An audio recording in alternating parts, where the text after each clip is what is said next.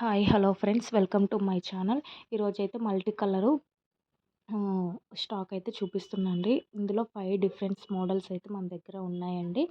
మీకు ఎవరికైనా కావాలి అనుకుంటే స్క్రీన్ మీద నెంబర్ ఇస్తాను, దానికైతే వాట్సాప్ చేసుకోండి. ఈ మేకింగ్ అయితే శారీ పిన్ మేకింగ్ అండి. ఈరోజు ఇవైతే నేను ముందుగానే స్టిచ్ చేసి పెట్టుకున్నాను. ఇవి డ్రై అయిన తర్వాత మనం కట్ చేసుకోవాలండి. లేదు అని అంటే ఫినిషింగ్ అయితే నీట్గా రాదు. డ్రై అవ్వకుండా కట్ చేసామంటే ఫినిషింగ్ అయితే నీట్గా రాదు.